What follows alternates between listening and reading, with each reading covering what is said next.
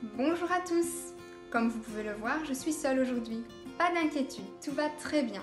Mais aujourd'hui, nous avons une invitée, Kina. C'est une monitrice de l'église Connect qui va nous partager cette histoire qui se déroule 40 jours après Pâques, l'Ascension. Allons de suite la rejoindre.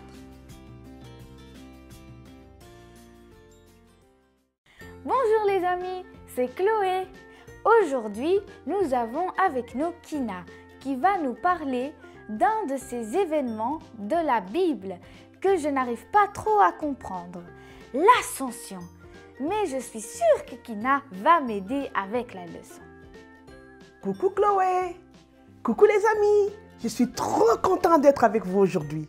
J'espère que nous allons passer un beau moment ensemble. Mais avant de commencer, je vais poser une petite question à Chloé. Chloé, as-tu une meilleure amie? Chouette! Moi aussi j'ai un meilleur ami. Et toi qui me regardes, as-tu un ou une meilleure amie comme Chloé et moi? Ah! Tu sais Chloé, pour t'aider à mieux comprendre cet événement dont nous parle la Bible, je vais te raconter une petite histoire si tu veux bien. Et toi, aimes-tu les histoires? Si c'est le cas, alors approche. Écoute, nous avons presque tous un ou une amie avec qui nous aimons jouer et passer du temps. C'est le cas de Nathalie et Margot, qui sont deux meilleures amies. Leur famille habite dans la même ville et les deux filles ne se sont jamais quittées depuis l'école maternelle. Seulement, il y a quelques jours, Nathalie a appris une triste nouvelle. En fait, la famille de Margot, sa meilleure amie, va déménager pour aller vivre pendant 2 longues années dans un autre pays. Oui, le papa de Margot a trouvé un nouveau travail dans un pays qu'on appelle le Bénin. C'est un beau pays qui se trouve en Afrique. Il fait chaud durant toute l'année. Mais pour s'y rendre, il faut voyager dans un avion pendant au moins 8 heures. C'est un long voyage. Mais cela signifie aussi que Nathalie et Margot ne pourront pas se voir, ni jouer à touche-touche, ni même faire des soirées pyjama pendant au moins 2 ans. C'est triste, hein? C'est pour cela que Nathalie n'a plus envie de se lever le matin. Elle pleure tout le temps. Comment ferai-je sans toi, ma meilleure amie, à la prochaine rentrée des classes? Avec qui vais-je jouer et papoter? Demande-t-elle à Margot.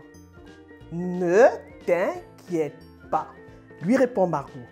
Même si nous ne nous voyons pas, je serai toujours avec toi en pensée. Et puis, on pourra s'appeler au téléphone et même qu'on pourra se voir pendant les vacances. Et puis, tu sais, ce n'est que pour quelque temps, hein? Après, nous reviendrons définitivement dans notre maison en Belgique. Et là, nous serons de nouveau ensemble tout le temps. Allez, ne sois pas si triste, Nathalie. Je te promets, je serai toujours avec toi. Et tu es ma meilleure amie pour toujours. Alors, les amis, l'histoire de Nathalie et Margot, elle ressemble fort à une histoire qui s'est passée entre Jésus et ses amis. Et cette histoire, on la trouve dans la Bible, dans le Nouveau Testament, dans Actes des Apôtres, chapitre 1, versets 1 à 11. C'est de cette histoire dont parle Chloé. Écoute, tu verras qu'elle va être facile à comprendre, cette histoire. Il s'agit de l'histoire de l'Ascension. Tiens, ce mot ne te rappelle pas un mot familier? Un mot que tu connais déjà? Ascension. Ascenseur, mais oui! C'est l'histoire de Jésus qui monte au ciel et qui redescendra un jour. Souviens-toi, quelques semaines avant, Jésus avait été mis sur une croix et avait été tué par des méchantes personnes. Heureusement, après 3 jours, il est revenu à la vie. Jésus est ressuscité. Il est vivant. Après la résurrection, les amis de Jésus sont très contents. Et ils boivent ensemble, ils mangent ensemble avec Jésus. Ils suivent Jésus partout où il va. Mais les disciples posent aussi beaucoup de questions à Jésus. Ils veulent par exemple savoir quand et comment ça va se passer par exemple dans le royaume de Dieu. Qu'est-ce qui va se passer là-bas? Oh, comme ils doivent être rassurés et contents d'avoir Jésus à nouveau là, tout près, avec eux. Seulement, alors que tout semble parfait pour les disciples, Jésus leur annonce qu'il va bientôt partir. Oui, il va quitter ses amis, les disciples, et il va monter au ciel pour rejoindre son Père, son Papa. Oh, cela a sûrement été un choc pour les disciples. Il ne va pas partir, mais avec qui il va nous laisser? Les disciples devaient être inquiets, les pauvres. Mais Jésus les rassure et leur dit, ne vous inquiétez pas mes amis, je ne vous laisserai pas seuls. Je vais vous envoyer un cadeau spécial. Yes! Eh bien ce cadeau, c'est l'Esprit de Dieu qui vous donnera la force de parler de moi à tout le monde. Puis, pendant que Jésus leur parle, un gros nuage leur cache la vue et Jésus monte au ciel. Mais alors que Jésus monte au ciel, les disciples restent là et continuent à regarder le ciel. C'est alors que deux hommes, tout en blanc, apparaissent et leur demandent « Mais pourquoi restez-vous là à regarder le ciel? Jésus, il est parti, mais il reviendra de la même façon dont il est parti. » Les disciples sont un peu tristes. Ils ne savent pas quoi faire. Mais ils savent quand même quelque chose. C'est que Jésus ne les laisse pas seuls.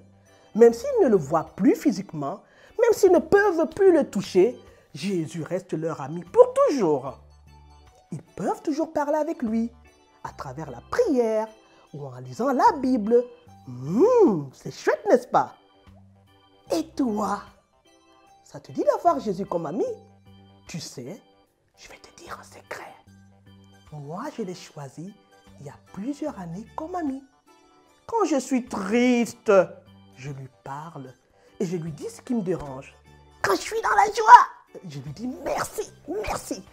Quand je suis inquiète ou lorsque j'ai un problème, je lui demande conseil. Et surtout, je lui dis combien je l'aime et combien je suis contente qu'il est mon ami. Toi aussi, si tu veux, tu peux devenir son ami à partir d'aujourd'hui.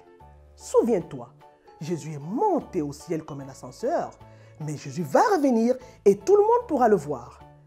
Voilà, tu sais maintenant tout sur l'histoire de l'ascension. Mais avant qu'on se quitte, si tu le veux, j'aimerais qu'on prie ensemble que Jésus puisse être ton ami s'il ne l'est pas encore. Viens, approche-toi plus près là de l'écran et prie avec moi.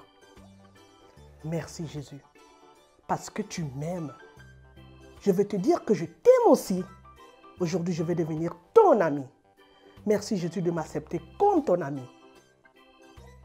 Amen. J'espère que Jésus est maintenant ton ami pour toujours. Alors les amis, j'ai passé un très bon moment avec vous. Soyez bénis. Je vous fais de gros bisous et je vous dis à bientôt.